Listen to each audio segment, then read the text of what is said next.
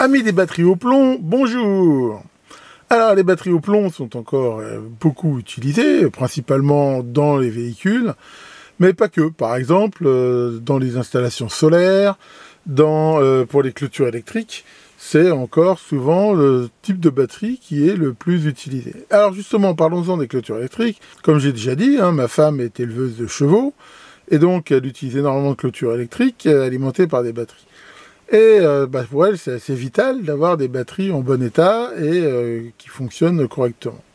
Or, pour tester l'état d'une batterie, un simple contrôleur ne suffit pas. En effet, si on prend un contrôleur, un voltmètre, on va pouvoir simplement mesurer la tension d'une batterie. Alors c'est vrai que ça donne une idée de son état de charge. Ça donne absolument pas d'informations sur sa capacité et surtout sur sa qualité en batterie. C'est un peu comme les piles aussi, toujours ce qu'on appelle la résistance interne, je vous en ai déjà parlé. Et cette résistance interne, quand on mesure avec un contrôleur, elle n'est pas du tout prise en compte. Ça mesure avec un courant tellement faible que c'est la tension, on va dire, à vide. Et une batterie peut très bien avoir une tension à vide de 12 volts et dès qu'on va tirer un peu de courant dessus, il va complètement s'écrouler.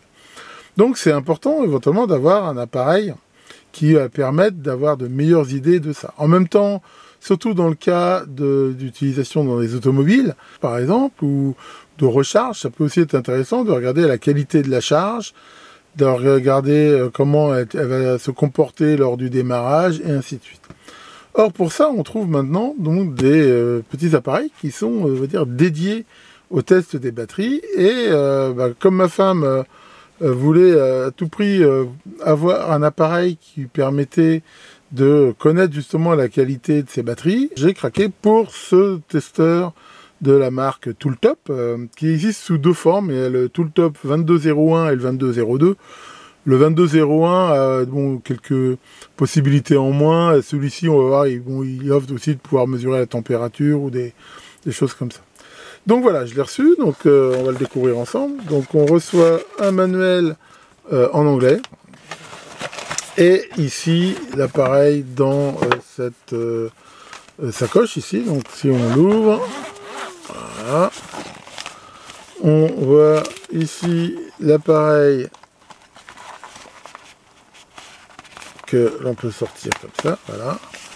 Donc qui est ici constitué donc de l'appareil en lui-même et de ces deux pinces ici de batterie.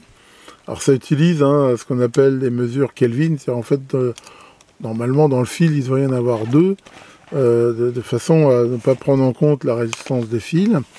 On a ici cette sonde K donc qui permet en la branchant à cet endroit-là d'éventuellement mesurer la température. Et ici, cette alimentation USB qui n'est utile justement que quand on veut la température. Donc, si on regarde un petit peu plus près cet appareil, on voit qu'il est extrêmement simple. On a ici les deux câbles avec ces pinces qui, ma foi, donnent plutôt une bonne impression de qualité, qui me permettent de le mettre sur la batterie. Alors, pour info, il y a une protection contre les inversions de polarité. C'est-à-dire que si par hasard vous faites l'erreur de le brancher à l'envers, ça n'abîmera pas l'appareil. Ensuite, donc, comme on peut le voir ici, il y a cette LED qui permet, soit quand on est alimenté en USB, soit par la batterie, éventuellement, donc d'avoir une sorte d'éclairage, ça peut des fois aider. Et donc ici, la possibilité de brancher ce thermocouple qui permet éventuellement de mesurer les températures. Et l'appareil, pour le faire, il faut soit être alimenté par le mode USB, qui est ici une broche USB-C, ou alimenté par la batterie. Bon, ça, on va dire, c'est des fonctions annexes. Dans le cas de mon épouse, je ne sais pas si ça va tellement servir, mais enfin bon, ça peut être utile. Alors, pour info, on a ici cette trappe qui pourrait laisser penser qu'il y a des batteries ou des piles à l'intérieur. Mais en fait, quand vous enlevez la vis, à l'intérieur, il y a un autocollant qui dit qu'il n'y a pas besoin de mettre de batterie. Alors, pourquoi? Parce que je pense que cette coque de plastique doit être utilisée pour différents types d'appareils. Et donc, ils ont gardé la trappe, mais ici, donc, elle ne sert strictement à rien. Donc, voilà ce qu'on peut dire. Alors, qu'est-ce qu'on peut faire comme mesure, très rapidement, quand on lit la doc, je l'ai lu avec attention. Bon, en fait, c'est relativement très simple. On va pouvoir mesurer donc déjà la tension de batterie. Donc là, c'est la première chose qu'il fait quand on va le brancher sur une batterie, on va le voir. Ensuite, il peut mesurer la résistance interne. Alors, la résistance interne, donc ça, c'est quelque chose qui est très important et qui va donner des informations sur la capacité de la batterie Alors pour ce faire, on peut choisir donc différents modes, il y a différentes normes de mesure, donc on peut choisir celle qu'on veut. Bon, si on ne sait pas, on peut prendre celle par défaut ou DIN, ça ne change pas énormément. On peut tester la charge. Alors ça va être intéressant sur une voiture, qui va permettre de tester si la batterie se recharge correctement. C'est un test qui dure 90 secondes, et où il va mesurer, faire différentes mesures pendant cette durée-là, et à la fin, afficher si c'est bon ou pas. Et là, par exemple, on voit sur cet écran, là, Perfect. Donc ça peut être intéressant. Vous pouvez aussi éventuellement tester votre chargeur. Bon, moi je l'ai fait ici avec mon Alim, ça fonctionne bien. Ensuite, on peut tester la charge maximum. Donc ça, c'est pour voir comment ça tient la charge par rapport à votre véhicule. On peut aussi tester dans quelle mesure la batterie arrive bien à démarrer, sachant que je rappelle que lorsqu'on démarre une voiture, c'est là qu'il y a un appel de courant sans doute le plus important. Donc il y a ce test-là, et donc mesurer la température. Bon, honnêtement, encore une fois, rien ne vous empêche d'utiliser l'appareil pour ça. Et moi, c'est surtout donc le test de la résistance interne et de la tension qui va être intéressant pour ma femme. Alors, pour info, donc au niveau de l'utilisation, donc là, on choisit le mode. Les boutons, en fait, ils ont ici deux fonctions. C'est-à-dire qu'on reste appuyé longtemps dessus. Ça va permettre d'afficher ou pas le rétroéclairage. Ça va permettre d'afficher ou pas, comme on va le voir, l'éclairage. Et ça, si on veut un bip ou pas sur les touches. Donc ce que je vais faire, je vais aller chercher une batterie et on va pouvoir faire des tests dessus. Donc voilà cette batterie ici, donc une batterie spéciale pour les clôtures électriques et que l'on va pouvoir tester. Donc là, pour l'utiliser, on voit c'est hyper simple. Hein. On va brancher donc la cosse ici, moins ici sur la batterie et la plus ici. Donc on branche la batterie, voilà. Et par défaut, en fait, il est sur le test de la résistance interne. Alors là, il détecte automatiquement la tension de la batterie. Donc ça marche, hein, ce testeur marche pour les batteries aussi de 24 volts. Donc là, c'est pour une batterie donc, de 12 volts, comme on peut le voir. Et on va voir comment on fait ce test. Alors déjà, comme je vous l'ai dit ici, hein, si on reste ici appuyé longtemps, voilà, on peut voir qu'on a cette fonction ici, lampe, voilà, qui peut éventuellement donc être utile. Donc pour activer ces fonctions-là, il suffit de rester appuyé sur le bouton pendant 2 ou 3 secondes. On va déjà choisir ici le type de batterie. Donc on a batterie gel, AGM, STD et EFB. Donc ça, on va déjà choisir comme ça. On appuie ici. Ensuite, on va choisir ici la norme de test que l'on veut. Donc par défaut, il est sur CCA. Bon, je ne connais pas toutes les normes, mais voilà, on peut choisir par exemple DIN. Voilà. Une fois qu'on a choisi ici le mode, donc là on resélectionne ici grâce à ça. Là, on va pouvoir choisir le test de courant. Donc là, sur ce genre de batterie, je vais bien sûr prendre un courant assez bas, dans la mesure où c'est pas du tout une batterie qui est faite pour donner des forts courants comme une voiture de démarrage. Donc je vais prendre le plus bas ici, 50 ampères. Donc une fois que c'est fait, j'ai choisi le courant. Voilà. Et là on voit que il a fait la mesure et il me donne la résistance interne, donc qui est de 4,9 milliohms.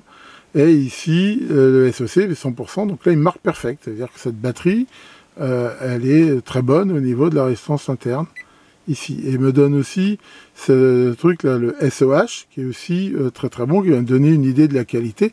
Alors dans la doc, il y a une table qui donne les valeurs de SOH qu'on peut ici attendre.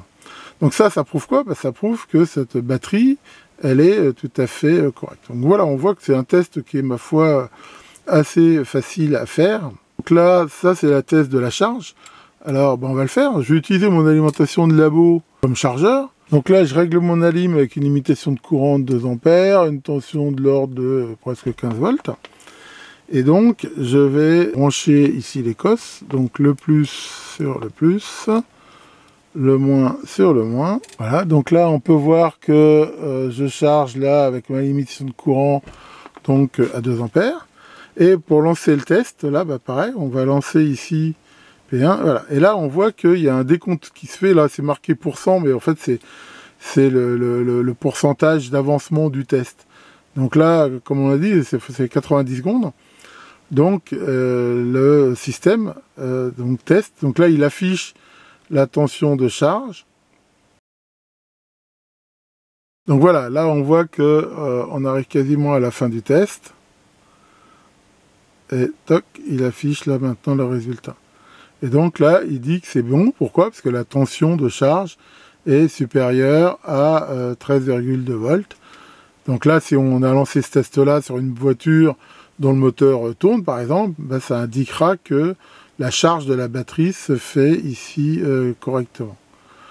Donc voilà ici pour ce test. Bon après, donc il y a d'autres modes, mais ben là, je peux pas vraiment les tester parce que justement, c'est les modes de démarrage et ainsi de suite. Comme je vous l'ai expliqué, on peut le faire. Donc là, OP, là, c'est pour mesurer la température.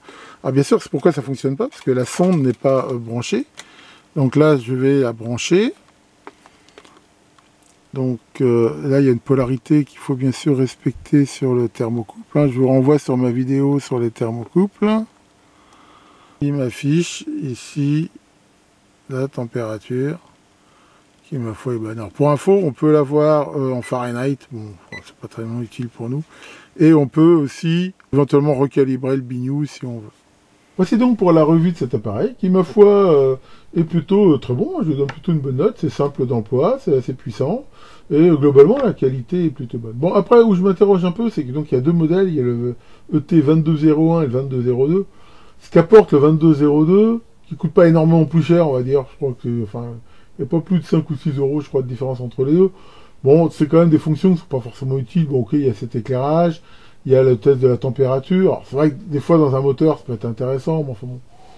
Après, c'est à vous de voir, c'est en fonction de vos besoins, si ça vaut vraiment le coup. Parce que si on veut l'utiliser sans batterie, bah, faut l'alimenter en USB, ce qui n'est pas l'alimentation portable la plus simple. Enfin voilà, comme d'habitude, hein, c'est à chacun de voir en fonction de ses besoins. Maintenant, c'est quand même un appareil qui coûte pas très cher, et pour moi, il reste indispensable, hein, parce que comme on l'a vu, avec un simple multimètre, ça permet pas vraiment d'avoir une bonne idée de la qualité d'une batterie. Comme d'habitude, je mettrai en commentaire de la vidéo le lien sur l'appareil, hein, pour ceux que ça peut intéresser. Tiens, Caroline, ça va, Caroline? Alors dis-moi, j'ai appris que tu avais une demi-sœur. Je savais pas, c'est quoi, des pères différents? Non, un requin. Oups. Bon, allez là-dessus, bah, testez bien vos batteries. Hein. Bientôt, on va être en hiver et c'est important qu'elles soient en bon état. Et à très bientôt pour de nouvelles vidéos.